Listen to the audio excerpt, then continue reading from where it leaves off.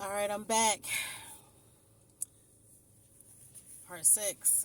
So, long story short, even though it's not really short, but he ended up owing mad drug dealers, and this particular night he lied to all of them and told them that he was gonna pay them, and he ended up jumping out the window, jumping the fence, and getting away, and admitting himself to a rehab. Um, Out of where he lived at, and from what I heard, everybody said they was really upset. You know what I mean? Like they was trying to find him. Why they was trying to find him. But yeah, he admitted himself into a rehab, and in a whole nother city, and yeah. So when I tell you, in a way,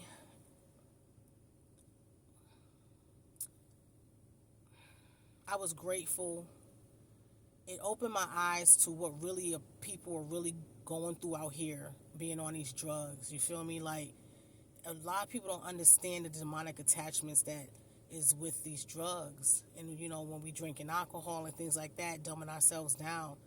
It's like you're opening yourself up to these these demons to take possession of you in your life. You know, and I learned a lot from meeting him. I learned a lot from watching him, and I'll never forget. I'll never forget. I'm at a point in my life right now where my focus is not on being with anyone. You know how everyone wants that whole white picket fence. They want to be married. They, this. I'm not there anymore. My mental is strictly on focusing on my son, focusing on me, my growth, my spirituality, me even doing these the TikTok and the YouTube. Spirit and the divine wanted me to get out here to talk to the masses, because my story needed to be told. And of course, there's more to my story, that I'm going to reveal, especially when, I get everything out that I want to say. Um, I just feel like that right there, on top of being as ill as I was very ill. I almost passed because I had 5 abscesses, no blood. My lips turned black. You know, I was still going to work, not knowing why I was falling asleep. I would have massive pains, like I was crying like a dog, like wailing. That's how painful it was for me, But that's another story that I'll delve into with y'all. But just going through all of that and almost, dying, I was dealing with all of that stuff with him at the same time. It was just so overwhelming, is not the word, you know. Um, but yeah, and to let you know, June of 2024, he overdosed, and I remember getting a call on my phone that I didn't pick up. I felt like I knew it was him that was calling, but I didn't pick up. You know, um, I think he was calling me before he was gonna take his life. Do what he was gonna do, and he succeeded. You know, and I was going through a lot of emotions of anger and just disappointment, because I felt like if he would have just reached out and really tried really, really hard, to get himself out of what he was in with the choices that he was making and the life that he wanted to lead, like I really felt like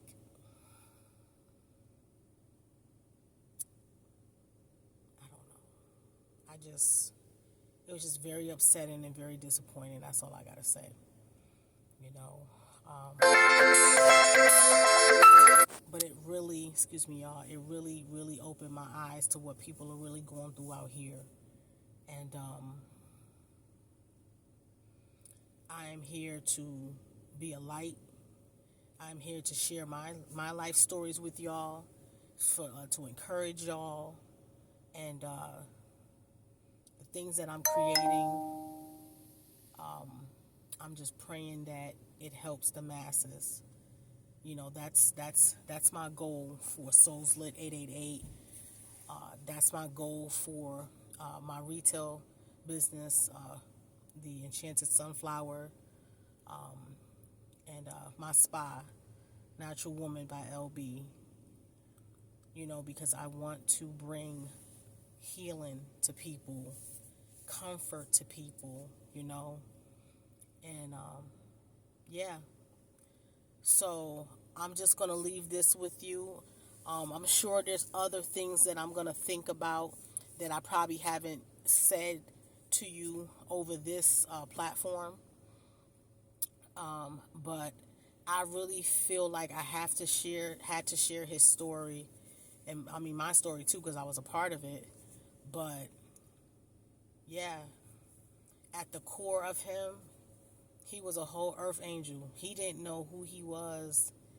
He couldn't see past what he thought he was and what other people saw, you know. But he lost his wings, you know. He decided to, you know, take that other path, and he decided to, you know, shun God. He was angry at God. He was blaming God for everything that was happening to him in his life, and he was very upset, you know. And yeah. So thank you for your time. Like I said, when I do, you know, I have started writing my book. You know, I can even take my time and get just a little bit more detailed with things in it as well. So I thank you so much, and I wish you blessings. Keep your head up, and I hope that with me sharing this story, that is helping people to keep your eyes open. Look for them red flags. Don't ignore them red flags, you know. And I wish everyone well. Blessings. Ashe.